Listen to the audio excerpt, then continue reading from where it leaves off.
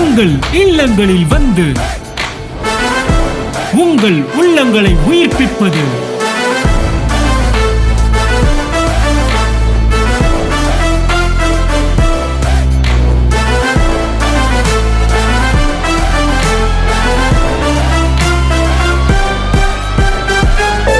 உங்கள் channel DJ. இயேசு கிறிஸ்துவ நாமத்தினாலே வாழ்த்துக்கள். இந்த நாளில் இந்த மத்தியிலே தீபாஸ்ரீ அவங்களும் அவங்க அம்மா வந்திருக்கிறாங்க. தேவன் தான் அன்பு மகளுக்கு செய்த ஒரு பெரிய ஒரு அற்புதத்தை குறித்து அவங்க சாட்சியாக சொல்ல போகிறாங்க. அவங்களோட ஃபேஷியல் பேரலைசிங் முகவாதம் அதில் வந்து அவங்க பாதிக்கப்பட்டிருந்தாங்க. பல மாதங்களாக எவ்வளோ மருத்துவத்தில் போய் சுகமாகலை.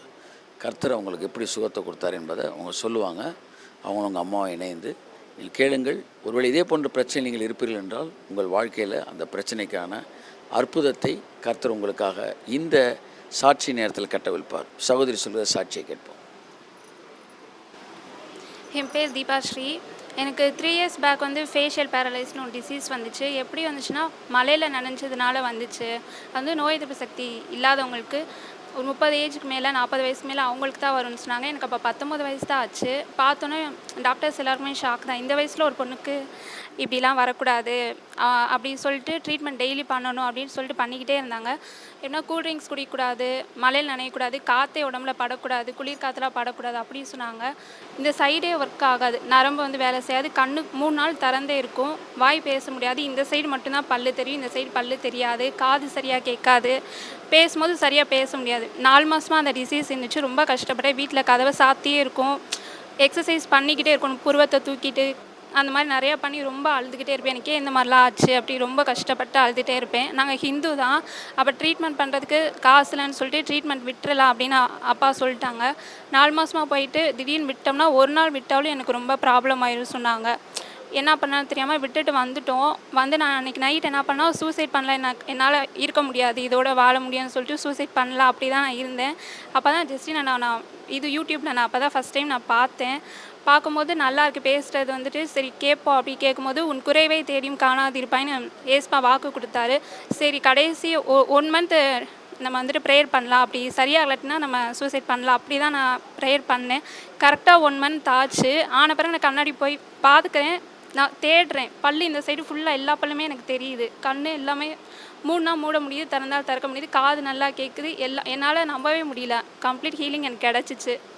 ஸோ அதான் சாட்சி சொல்லலாம் அப்படின்ட்டு வந்து அதுக்கப்புறம் 3 வருஷம் ஆச்சு. நானும் பயந்துகிட்டே இருந்தேன், மறுபடியும் வந்துருமோ. மழையிலையும் நான் நினைஞ்சேன். கூல்ட்ரிங்க்ஸ் நான் குடித்தேன், எல்லா கூல்ட்ரிங்க்ஸ் குடிப்பேன், ஏசி காற்று எல்லாமே எதெல்லாம் பண்ணக்கூடாது டாக்டர் சொன்னாங்களோ அது எல்லாமே நான் பண்ணேன். பயந்துகிட்டே தான் பண்ணேன்.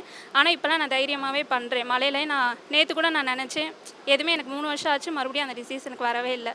ஸோ கர்த்தருக்கு ஸ்தோத்திரம்.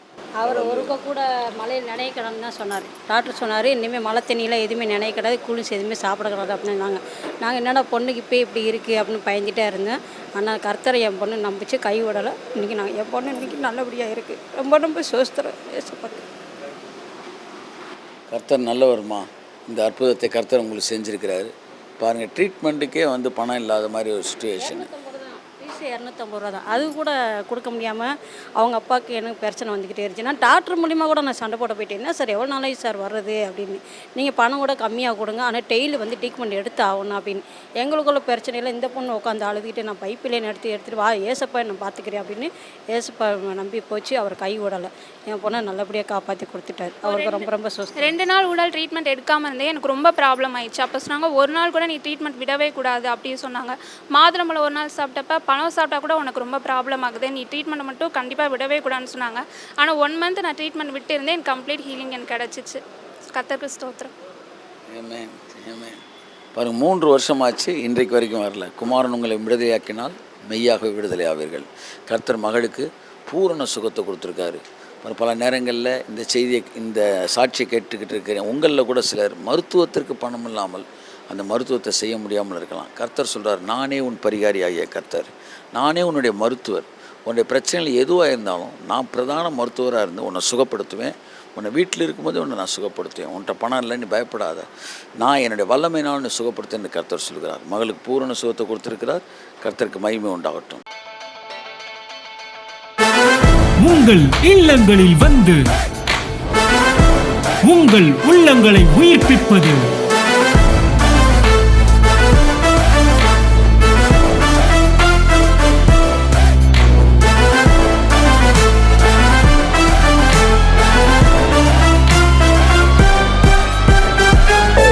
உங்கள் சேனல் டிஜே.